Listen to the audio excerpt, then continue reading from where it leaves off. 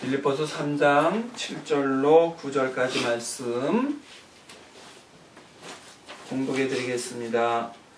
그러나 무엇이든지 내게 유익하던 것을 내가 그리스도를 위하여 다 해로 여길 뿐더러 또한 모든 것을 해로 여김은 내 주 그리스도 예수를 아는 지식이 가장 고상함을 인함이라.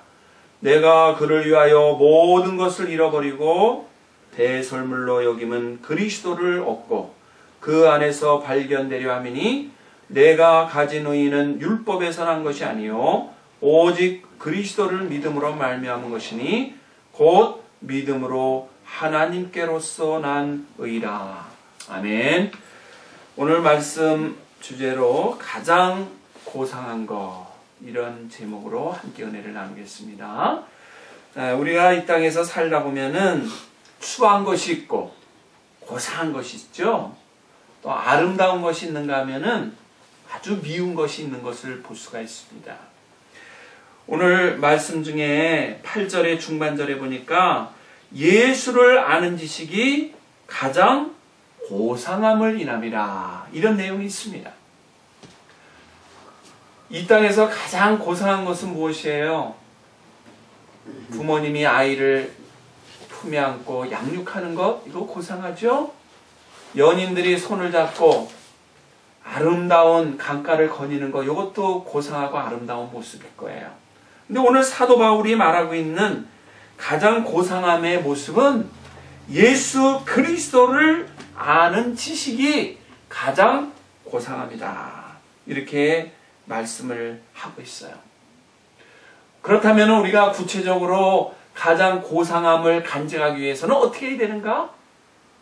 또 우리 어르신들이 세월이 지나가면서 연로해지고 백발이 무성해지시지만 그럼에도 불구하고 가장 고상함을 유지할 수 있는 비결은 어디에 있는가? 오늘 우리는 말씀을 통해서 몇 가지를 살펴보려고 그래요. 지금 사도 바울이 얘기하고 있는 것은 무엇이냐면은 그리스도 안에서 새롭게 태어나고 그리스도 안에서 새 삶을 누리게 되면은 옛 생활에 속한 것이 없어지게 되고 또한 옛 것들이 사라지게 되므로 새 것이 들어오게 되는데 그 새 것 속에 그리스도가 들어오게 되면은 바로 거기에서 고상함의 열매가 나타나게 된다고 말씀을 하고 있어요. 새 것이 들어올 때 오늘 본문에서 사도 바울은 세 가지를 잃어버린다 그랬어요. 그 첫째가 뭘 잃어버린다 그랬냐니까 8절 말씀에 보면 또한 모든 것을 해로 여김은 이렇게 시작이 되면서 그를 위하여 모든 것을 잃어버리고 그랬어요. 그가 누구예요? 예수님이에요.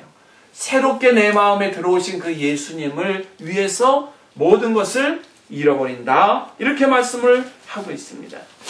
여기 잃어버린다 라고 하는 말은 이게 수동적인 표현이 아니고 능동적인 표현이에요. 능동적인 표현이라는 것은 뭐예요? 내가 물건을 가지고 가다가 누군가가 소매치기를 해가서 잊어버렸습니다. 이거는 내가 빼앗긴 거예요. 내가 갖고 싶은데 내가 잊어버린 거죠. 빼앗기고 잊어버린 거, 이거는 수동적인 거예요. 근데 능동적이라는 것은 뭘까요?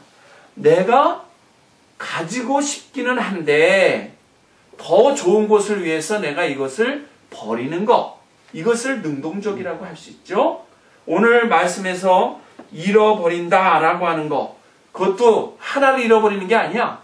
모든 것을 잃어버린다. 누구를 위해서? 그분을 위해서 모든 것을 잃어버린다. 이것은 아주 능동적인 것이죠. 쉽지 않은 결단이에요. 한번 생각해 보세요. 내가 가지고 있는 물질, 내가 가지고 있는 명예, 내가 가지고 있는 권세 놓을 수가 없죠. 이 땅에 사는 동안에 꼭 필요한 것들이에요. 내가 가져야 됩니다. 그래야지 내가 출세를 하고 영광을 받아요. 그런데 어느 날 내가 이거를 다 내려놓습니다. 내가 이거를 버립니다 라고 고백한다면 보통 결단이 아니에요. 무사람들이 볼 때 정상이 아니라고 얘기할 겁니다.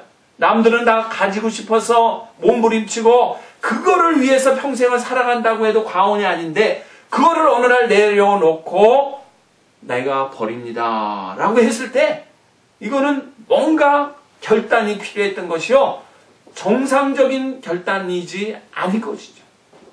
근데 이 사도 바울이 얘기하는 건 뭐예요? 정말 예수 그리스도를 내 안에 영접하고 그분을 위해서 살아가는 헌신의 결단이 있다면 그런 것들을 버릴 수 있다 이 말이에요. 버릴 수 있다. 능동적으로 버린다는 것이에요. 이게 얼마나 어려운 결단이에요. 근데 그분을 위해서 그 예수 그리스도를 인격적으로 만나는 순간에 이거를 버릴 수 있다라고 오늘 본문은 얘기를 해요. 그 다음에 또 한 가지 중요한 사실은 뭔가요? 8절 하반절에 보니까 뭐라고 기록했습니까? 배설물로 여긴다 그랬어요. 아니, 버리는 것도 아까운데 그냥 버리는 정도가 아니에요. 그것을 배설물로 여긴다.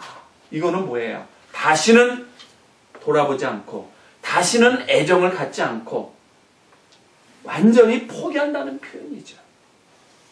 과거의 유명한 정치인들을 보면은 정계를 은퇴합니다.